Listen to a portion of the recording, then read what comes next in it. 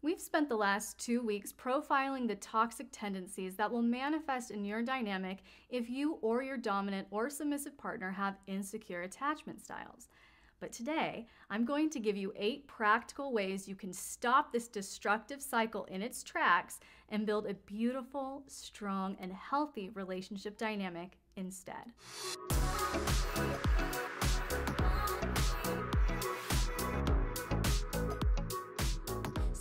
If you're new to this channel, hello and welcome. I'm Miss LX and I'm so glad you're here. If you enjoyed this video, hit like and subscribe as it really helps this channel and community grow.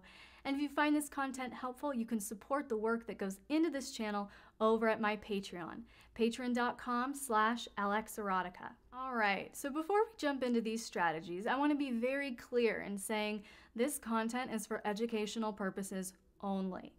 The material we're covering today is not to serve as or substitute for professional mental health services with a doctor or trauma-informed therapist. So if you've recognized some insecure attachment styles or patterns, some trauma wounds as we've gone through this material over the last few weeks, I would highly encourage you to seek out professional help. So with that being said, the very first step to moving into secure attachment is conscious awareness and personal responsibility. We cannot fix what we are unaware exists. So until we reach that place of something needs to change and that something is me, we cannot move into secure attachment because we have yet to identify that we are insecurely attached and that it's our responsibility alone how we think, how we feel, and how we behave. So once we've become aware of our current attachment style and recognize that we need to do some inner healing work, the next best step, like I said earlier, is to seek out professional help with a trauma specialist or trauma-informed therapist. And I say this because insecure attachment is developed in our formative years. So it's often necessary to go back through our trauma history, heal our wounded inner child, and begin to reparent ourselves, which likely will need to happen, will likely need to be facilitated through professional therapy. It is also very important to learn about your attachment style so you can bring even more awareness to your thoughts, feelings, and behaviors. This will allow you to start seeing patterns, and patterns can really help bring clarity and propel us into change. So the Personal Development School here on YouTube is a great resource, but you can also do a quick Google or Pinterest search for some great digestible information to get you started on attachment theory. Recognizing your triggers and subsequent responses is another crucial step in healing insecure attachment, because we're essentially bringing the subconscious reactions that we have to a conscious level, so again, we can identify patterns and create new healthy ones.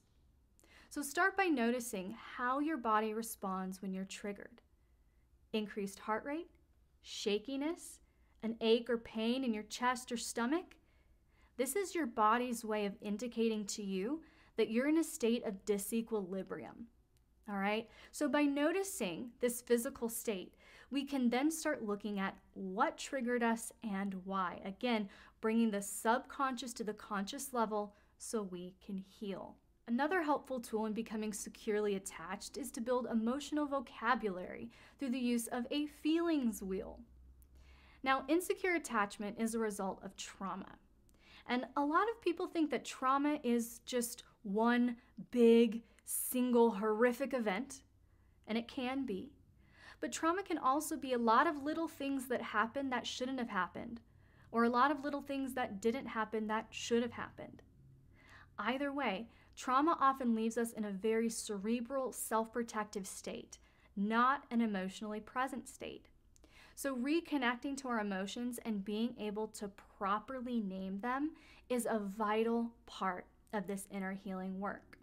That's why a feelings wheel can be so helpful. Now you can get a pillow like mine or a small magnet to hang on the fridge or a poster to hang on the wall, but essentially You start from the center and work your way out. So if you identify, I have a bad emotion, but I don't know what the bad emotion is, we start here. We go, okay, do I feel fearful, angry, disgusted, sad, not happy because we saw it as bad, so surprised, maybe not. So fear, anger, disgust, or sad.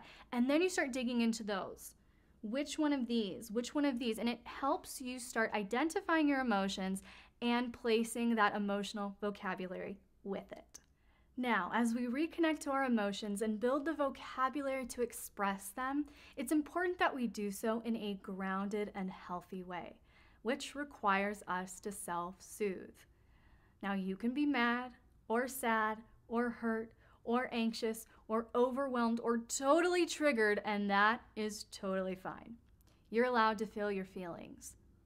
But self-empowerment really comes into play here when we can feel our feelings, self-soothe, process them, and then mindfully choose how to express those feelings or needs to others. And a really helpful tool in self-soothing and expressing emotions in a healthy way is to start a journaling practice where you write out your thoughts and feelings and look for patterns. Again, patterns don't lie. Patterns are so important. So after you write out your thoughts, your feelings, and your experiences, like I said, read it over and you will start noticing patterns emerge. And like I said, this can be supremely helpful in getting to the root wounds or discovering the why behind the what of your behaviors. But at the end of the day, we need to reparent that wounded inner child who's traumatized and triggered and running the show on a subconscious level. Think about it. If we have our wounded, traumatized inner child running the show on a subconscious level, we will never be able to step into our full dominant authority. We will never be able to step into our full submissive freedom. So to reparent this inner child, we need to reconnect with our inner child. And this can be done through therapy, which again, I would highly encourage you to do, and journaling like we talked about. But for the purposes of this video, especially the BDSM lifestyle and community, little space can be very, very therapeutic in this process. Coloring, playing with toys or dolls, watching cartoons, even reading young adult fiction, etc. All of these can be very grounding and beneficial to the inner healing process. So even if you don't identify as a little, consider maybe dipping your toes into little space for some inner healing benefits. It doesn't have to be how you normally play or consistently play. It doesn't even have to be how you identify. But it might bring you some relief and some cathartic benefits.